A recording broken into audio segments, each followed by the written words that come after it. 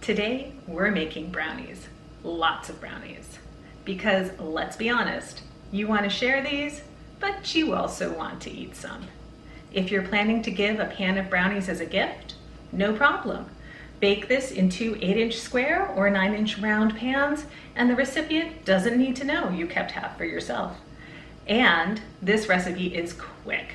No chopping chocolate, no sifting cocoa powder. We don't even have to wait for butter or eggs to come to room temperature. So enough talking, let's get baking. We're going to get started with our butter. This is straight from the refrigerator, no planning needed because we're going to melt it. So our brownies will take 20 tablespoons of butter. That is 2.5 sticks. I'm just going to cut it into some chunks so that it will melt a little bit more quickly. Go. Save that guy for later.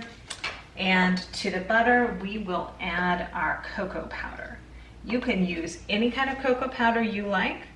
Obviously, a lot of your chocolate flavor is going to come from the cocoa powder, so pick a tasty one.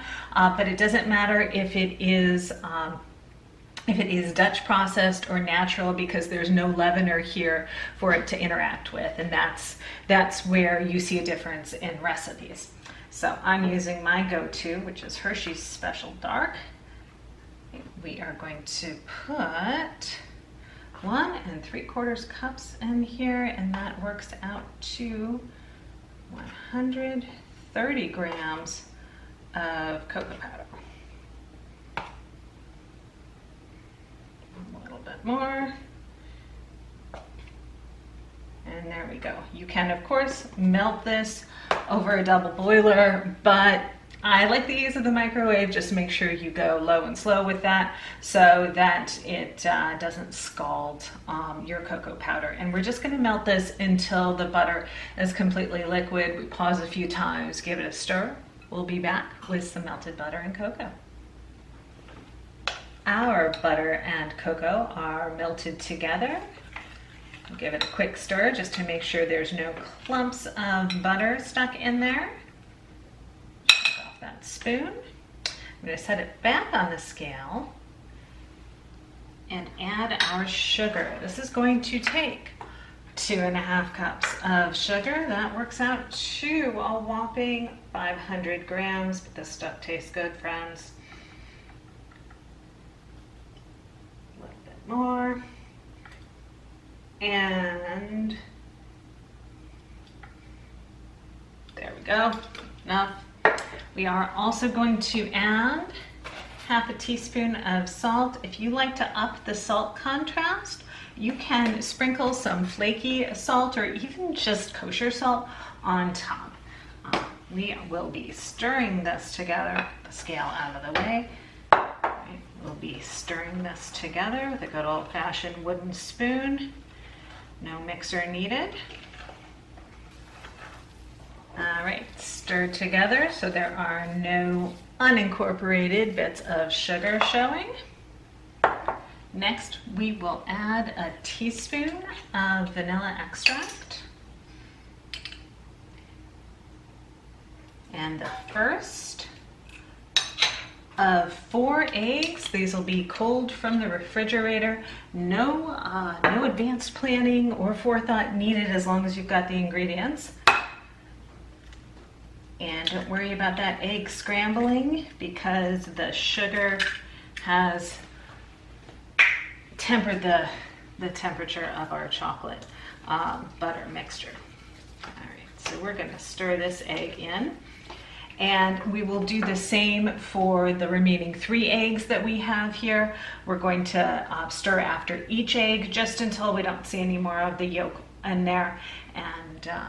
And then we'll add the last of our ingredients.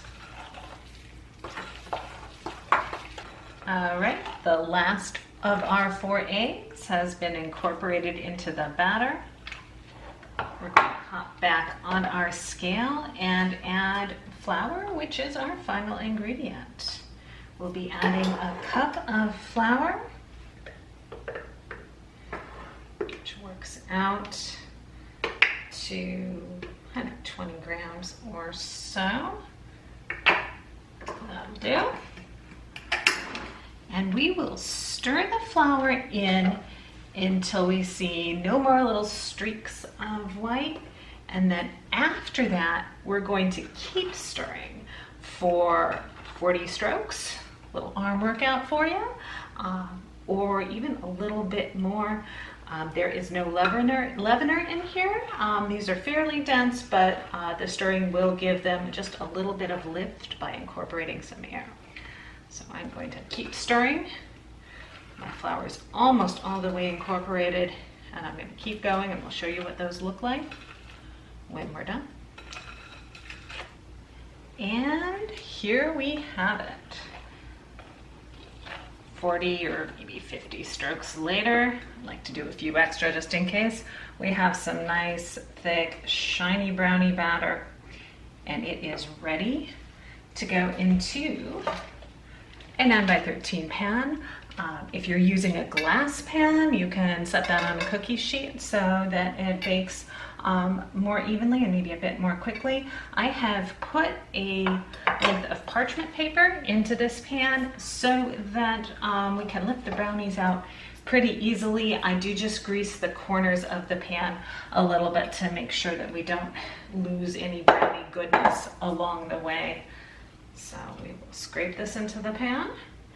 And this would be the time where if you wanted to add in nuts or gild the lily and throw in some chocolate chips or coconut or sprinkle that sea salt on top, this is when you would do it. But we're going to keep these simple and just have brownie batter. All right. Get all of that into our pan. Save the rest for the kids or the cook. Smooth it out as best we can. And this will go into a 325-degree oven for somewhere between 30 and 35 minutes. That really does seem to depend on folks' ovens and such.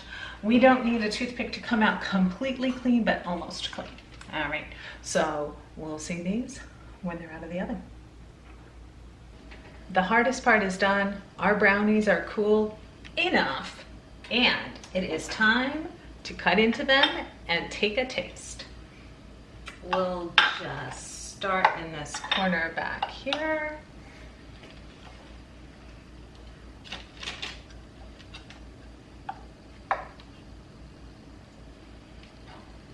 If you get them really cold, you can get nice clean cuts, but that's not bad. And really, who has the patience?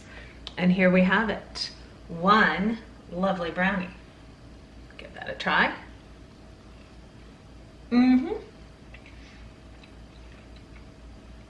Perfect. Well, we hope you give this a try and you check back every Friday at 4 o'clock for a new recipe.